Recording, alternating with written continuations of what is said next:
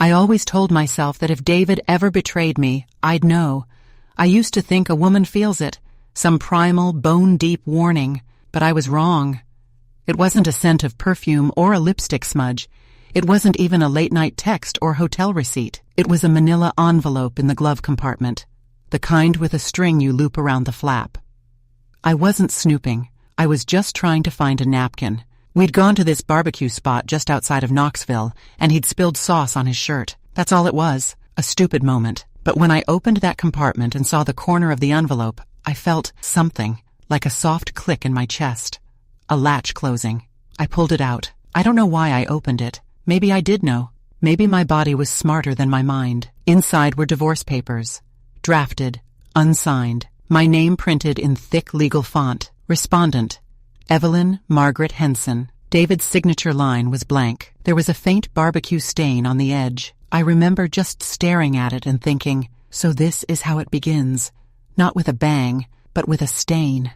He was still inside, talking to the girl at the counter, younger than our youngest daughter, wearing one of those fake smile name tags, laughing like we were all just extras in his life. I closed the envelope, slipped it back in, and didn't say a word. We've been married 33 years. We met in 1990. I was a paralegal, and he was a contractor who came in to file a permit dispute. He made a joke about my coffee mug. It had a chip in the rim, and I laughed harder than I should have. I was 26, tired, and lonely.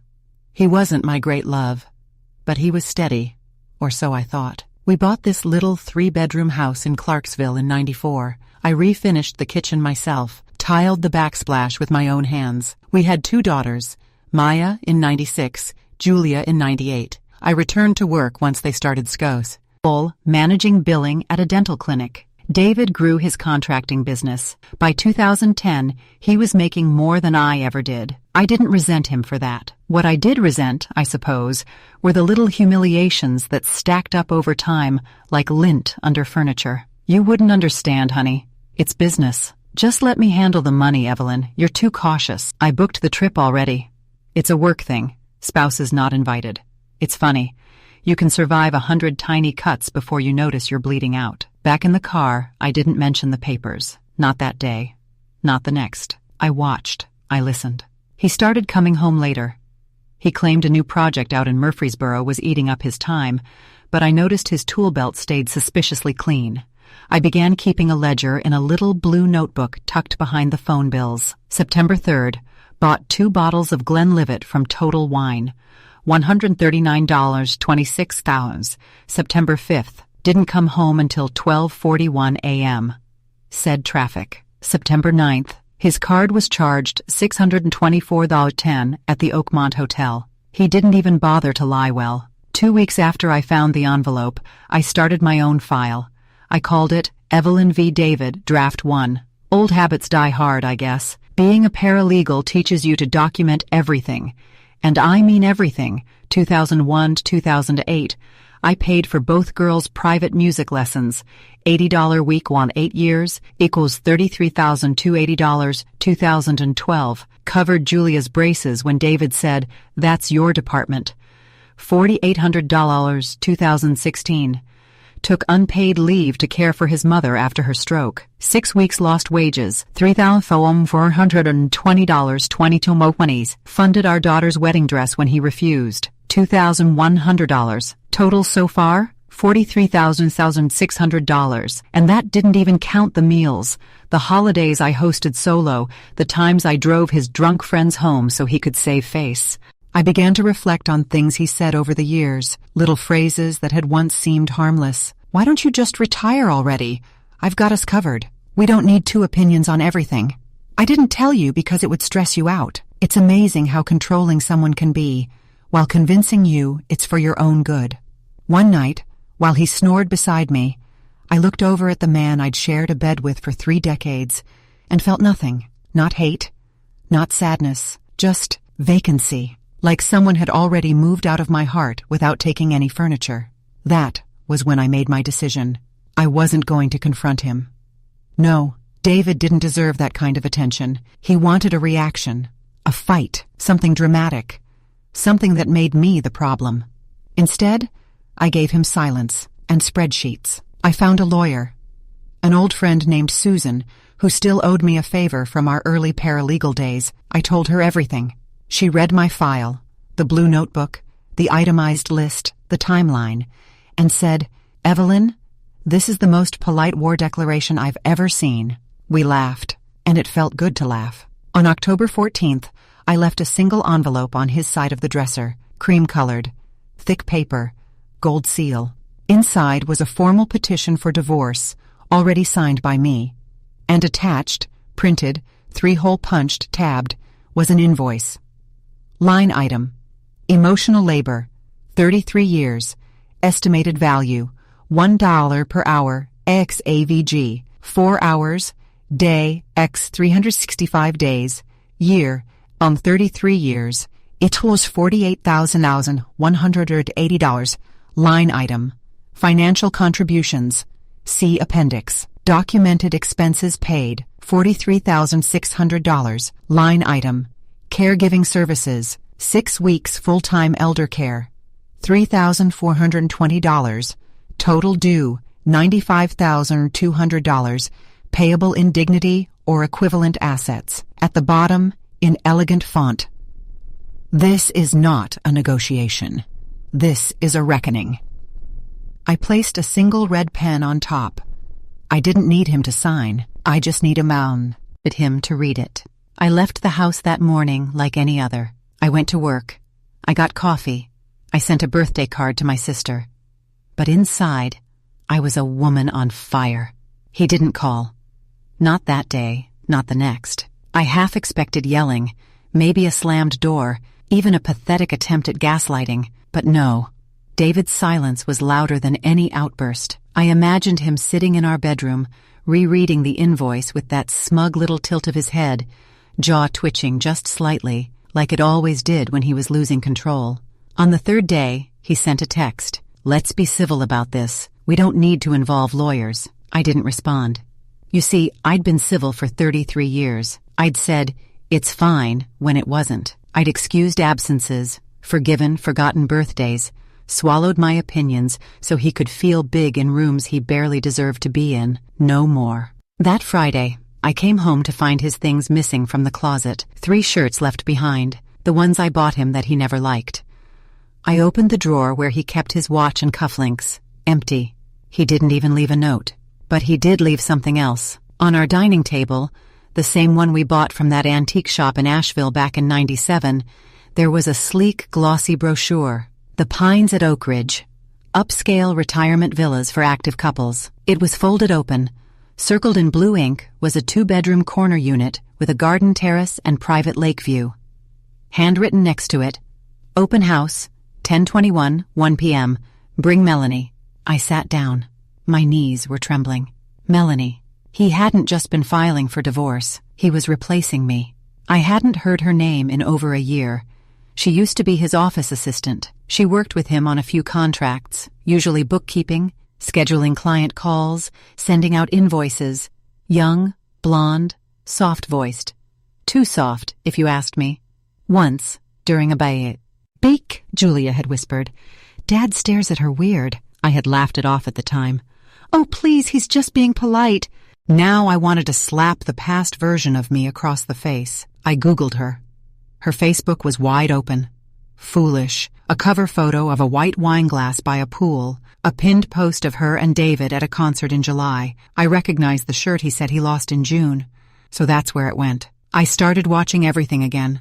Pulling bank records, tracking his company expenses. He was still using our joint account for dinners, hotel stays, flowers. On October 11th, 3 days before I served the divorce petition, he spent $1,942.17 at a boutique in Charleston. He told me he was on a work trip for roofing materials. I guess Melanie was the material. I printed out every receipt and filed them under a new tab in my binder, Affair Expenditures. As a bonus, I forwarded them all to Susan, my lawyer. She highlighted them with joy. "We'll use these," she said. "If he wants out, he can pay for the exit." Now here's the part I haven't told you. What I did next wasn't about the money. It wasn't even about the cheating. It was about respect, or rather, The rituals of disrespect he thought I wouldn't notice, the planning behind my back, the brochure, the vacation photos with captions like, "Finally living life for me, #new beginnings, new beginnings." Oh, Melanie, you sweet summer child. So I made a plan. Not to scream, not to slash tires, not to beg. I RSVP'd to that open house, October 21st, 1:00 p.m. I arrived wearing the navy suit David said made me look too severe for church. I paired it with my mother's gold earrings, the ones David always said were a bit much. Melanie was already there. She was thinner than I remembered, tan, polished, wearing a floaty pink blouse that made her look like a marshmallow someone had put on a board of directors. David stood beside her, laughing with the property agent. When he saw me, his face drained of color like cream sinky, hung into black coffee. Melanie turned. Her smile faltered. "Evelyn?" she said. I walked right up and extended my hand. "Melanie, it's so nice to finally meet the woman who's been using my joint account for wine and spa treatments." Her mouth fell open. David muttered, "What are you doing here?" "I came for the tour," I said, stepping past them. "I'm still technically part owner of half the marital assets, and since you seem so eager to reallocate property, I figured I should inspect the inventory." The real estate agent blinked. I should give you a brochure," she stammered. "Already got one," I smiled. I made a full loop of the villa, commented on the lack of closet space, asked about the insulation, asked if the walls were soundproof. "You know," I said, loud enough for Melanie to hear, "for when he snores like a dying tractor." Melanie slipped away to the bathroom. David followed, seething.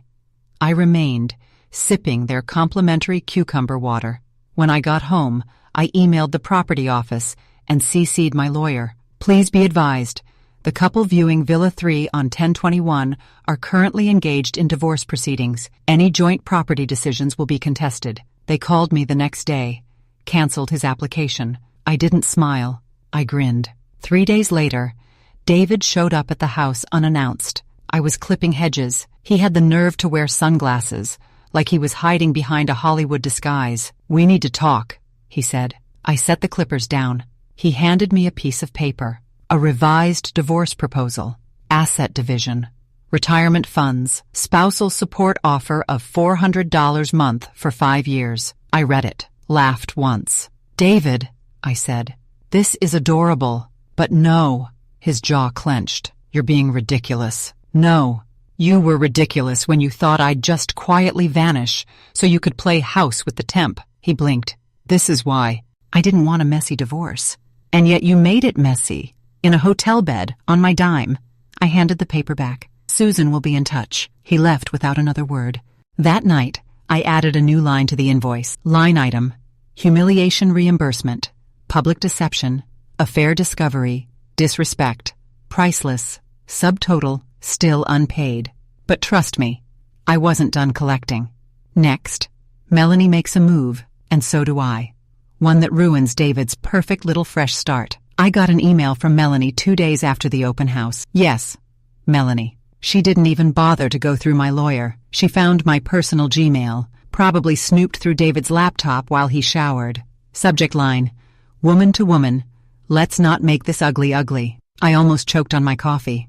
I opened it, hands trembling with a mix of rage and amusement. The email was polite, too polite, like a snake trying to hiss in cursive. She wrote, "I think you and I both want what's best for everyone involved. David has told me a lot about your shared history, and I truly respect what you built together.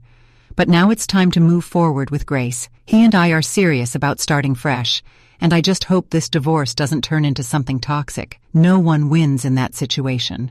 She ended with, "Please don't let bitterness cloud what could be a peaceful transition." Peaceful. She wanted peace after trespassing through 33 years of my life, like a raccoon in pearls. I didn't reply. I printed it, stapled it to my file. Section: The Audacity. That same week, I had lunch with my friend Denise. We'd known each other since our daughters were in Girl Scouts. She brought a folder with her, slid it across the table. "Check this out," she said. Inside were photos, blurry but unmistakable. David, my David, at a local hardware convention, holding hands with Melanie. This wasn't new. This was months old. I was going through my husband's phone, Denise whispered, and I found these. He took them back in June. June. That's when he skipped our anniversary. Told me he had a supplier emergency in Louisville. I'd spent that night eating leftover spaghetti and watching reruns of Murder, She Wrote. He'd been holding another woman's hand while I reheated marinara. That was the moment something in me hardened. All the grief, confusion, and nausea. It calcified. This wasn't just betrayal. This was erasure. David had been quietly deleting me from his life, pixel by pixel, while I was still sleeping next to him. So I stopped crying. I started moving. My lawyer Susan filed a formal motion to freeze our joint accounts pending asset review. That same afternoon, I pulled all documentation of my individual contributions, from utility bills in my name, to inheritance money I'd used to fix our roof, to the $7,500 I loaned David in 2014 when his business hit a slump. He never paid it back. He said, "We're married. What's mine is yours." Funny how that stops being true once there's a younger woman in a pink blouse involved. 2 days later, I got a call from Julia, our youngest. "Mom, did you really send Dad an invoice?" My breath caught. "Did he tell you that?" "No," she said. "Melanie posted about it." I pulled up Facebook. There it was. Melanie's status. "Some people are so bitter they try to bill you for loving someone else. Sad." Underneath, the comments flowed like sewer water. "She sounds crazy." "Petty much?" Imagine being that jealous. I didn't comment. I didn't message her.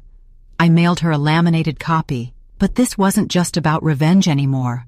I wanted exposure, poetic justice, the kind of slow, searing truth that burns deeper than screaming ever could.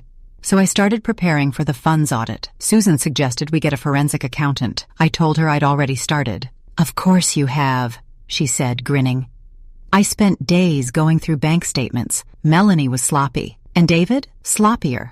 I found a $100 spa retreat in Asheville for team building, billed to his company card, $498,075 at La Belle Nuit, a boutique hotel that doesn't have a business suite. A Venmo transfer to Melanie labeled, "For your toesies, $130, your toesies." I printed every one.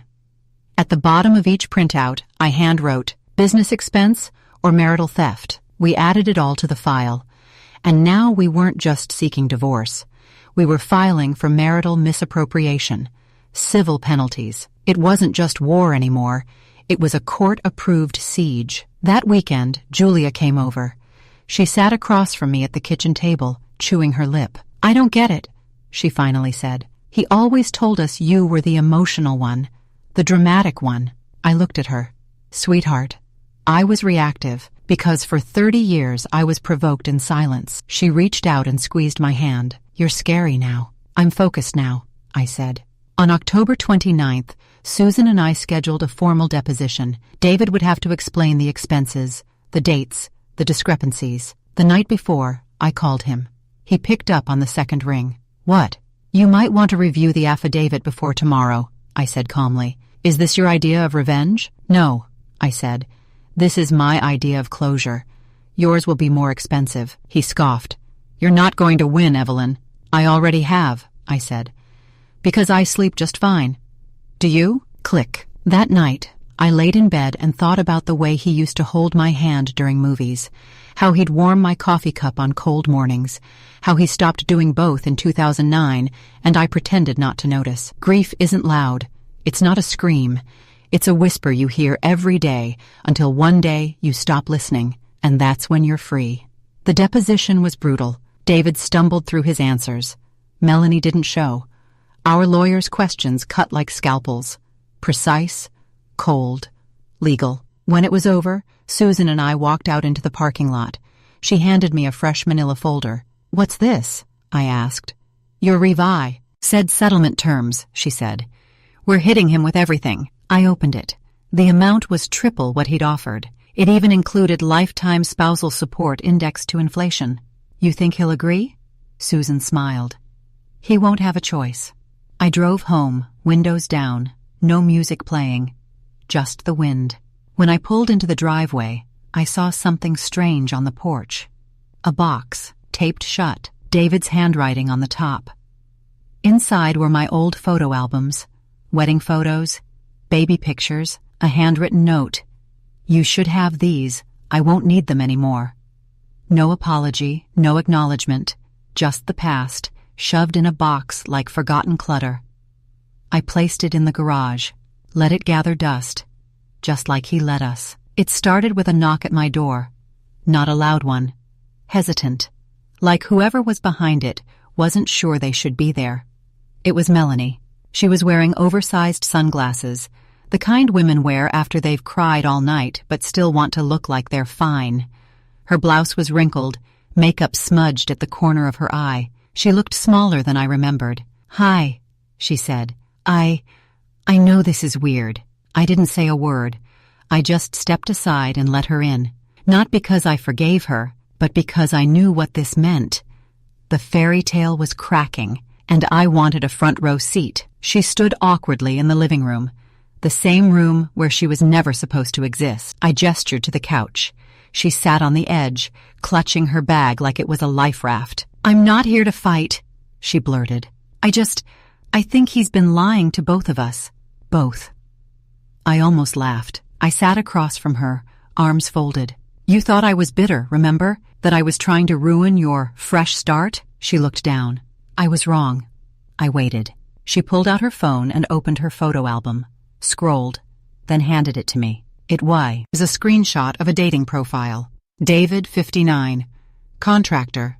Divorced. No kids. Looking for a second chance at real love. I blinked. "No kids." She nodded. "He said he wanted to keep things simple. That the drama with his ex-wife was all you're doing. That you made up the invoice to punish him." I raised an eyebrow. "And you believed that?" She hesitated. "At first, but then he started disappearing. Taking calls in the garage, hiding receipts. And last week," her voice cracked, "he asked me to sign a prenup." I leaned back. A prenup. After all that? The man who used our joint account to fund their weekend getaways was now asking her to protect his assets? I'd almost be impressed if it wasn't so pathetic. "What did you say?" I asked. "I said no," she whispered. "And he told me maybe we weren't aligned after all." There it was, the real David, finally showing his teeth. She looked up, her eyes rimmed red. "I know I don't deserve your help. I know what I did.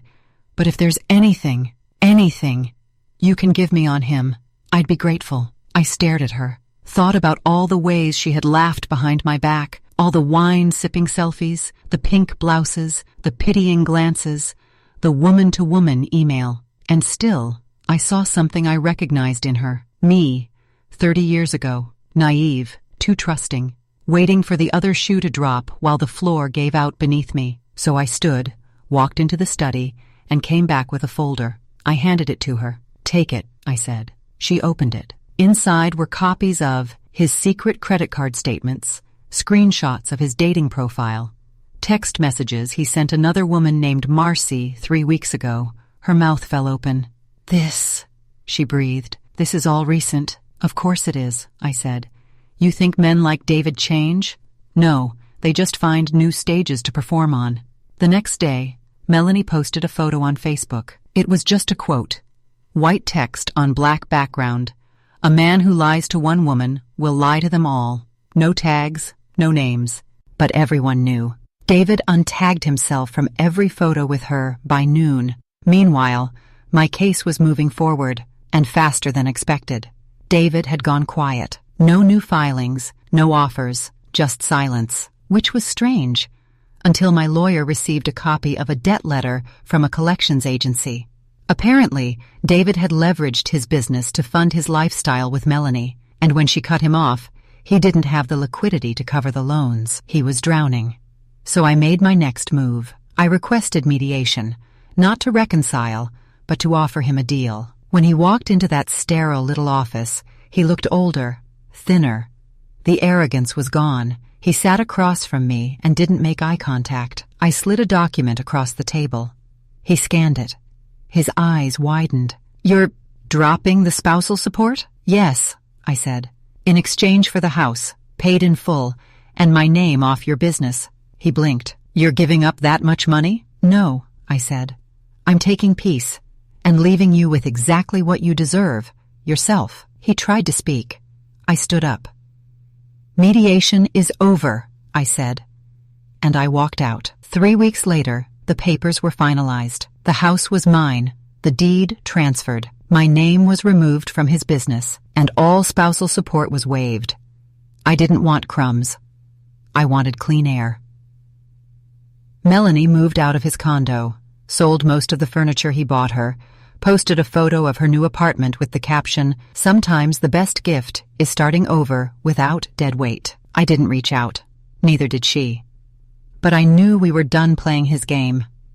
I threw a small party in December, just a few friends, some wine, soft music. Halfway through the evening, Denise pulled me aside. "You're glowing," she said. I smiled. I feel empty in the best way. No more paperwork, no more waiting for the other shoe to drop, and no more holding my breath in my own home. That night, after everyone left, I stood in my bedroom, and looked in the mirror. I didn't look younger. I looked unburdened. On January 3rd, I mailed David one last envelope. Inside was a final version of the invoice. Clean, bold font, itemized. At the bottom, I added one new line. Line item, emotional reclamation, $0, because I got that back all by myself. Attached was a sticky note. Paid in full. Balance owed, your dignity. I was ready to forget him. Truly. After the settlement was finalized, I deleted his number, blocked him on every platform, boxed up the last of his things, and dropped them off at Goodwill without a second glance. David was no longer my husband. He was a lesson, a warning, a scar that stopped aching once I stopped picking at it. But as I've learned, men like him don't know how to let things end quietly. It started with a voicemail. A mumbled, pathetic thing. "Evelyn, I think we need to talk. Not about us. About perception. You're hurting my name." Perception. That was the word he chose. Not reputation. Not dignity. Just that flimsy, corporate little shield of a word. Perception. I deleted the message, but it was just the beginning. A week later, I got a call from a local Rotary Club board member. David and I had both been part of the organization for years, back when we played house, smiling for charity dinners and shaking hands with councilmen. She sounded uncomfortable. "I'm sorry to ask this, Evelyn, but David mentioned you've been distributing private documents?" I blinked. "What documents?" "He said you've been sharing his financials, his romantic messages." "Ah, so he was trying to paint me as unhinged." I smiled. "That's funny," I said. "Because if anyone has seen those documents, it's because they were entered into court record during a legal divorce proceeding. All public, all factual." She paused. "Oh, well, he may have exaggerated." I bet he did. But that's when it hit me. David was embarrassed. Not by the divorce itself, not by the affair. He was embarrassed that he didn't win, that I hadn't crumbled, that I wasn't hiding in a bathrobe eating ice cream, begging our kids to talk to me. He was trying to smear me, softly, behind closed doors, whispering in church circles, hinting to mutual friends that I was spiteful, unstable, vengeful. I'd seen it before. In smaller ways, subtle digs at parties, the way he'd joke that I was the intense one. How he'd say, "Careful, Evelyn's got a memory like a trap." He used to say it with a smirk. Well, let's give him something to remember. I called Julia and asked if she'd mind if I came to her charity gala. It was being held at a boutique hotel downtown, same one David and Melanie had once used for a conference weekend. The irony was too perfect. Julia hesitated. "You sure you want to be around people who still talk to Dad?" I smiled. "Sweetheart, I'm counting on it."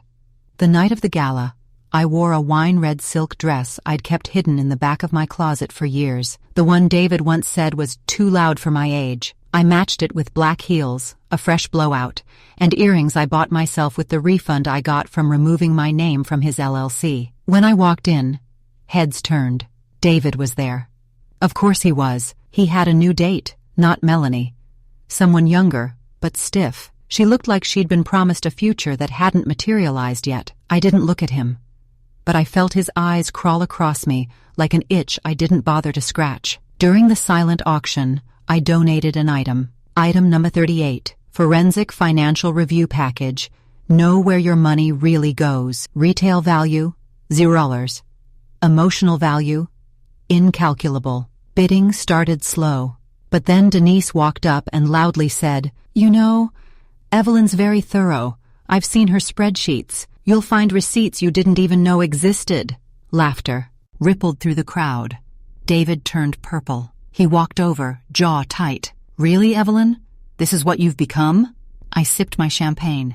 "Transparent? Honest? Free?" He leaned in. "You've humiliated me enough." I leaned back. "No, David, you did that. I just stopped covering for you." The next morning, I made one final update to my invoice. Line item: Public Narrative Reclamation, $0, marked Paid in Full. I sent a copy to my lawyer. Then I printed one more and mailed it to David's office. I folded it neatly into a manila envelope. No note, no signature, just the facts. Let him read it during his next business meeting. Let him stew in the silence of a story he can no longer control. Here's what I've learned. People assume divorce is about heartbreak. It's not. It's about identity, control, narrative. For years, David got to tell the story. The hard-working husband, the wife who lost her edge, the marriage that just drifted apart. But not anymore. Now, if people talk, and they do, they talk about me. The woman who didn't burn his house down, she itemized it. I keep the final invoice framed in my office, not out of pettiness, out of pride. Every dollar, every detail, every betrayal, laid out like an autopsy. And at the bottom, bold and clean, balance, settled. I live differently now. I buy myself flowers every week. I walk barefoot in the mornings. I host dinner parties without worrying if the roast is too dry. I take naps in the middle of the day. I don't ask permission. Julia visits more often. We laugh again. Denise and I go to movies and sit in the front row like rebels. And sometimes I hear from people, mutual friends, neighbors, old colleagues, who whisper, "I didn't know what he was really like. I wish I'd asked you sooner. You're stronger than I ever imagined." I don't correct them. I was always strong. I just finally stopped apologizing for it. David tried to erase me, replace me, reduce me to a footnote in a chapter he thought he authored alone. But I rewrote the book, in bold, with receipts,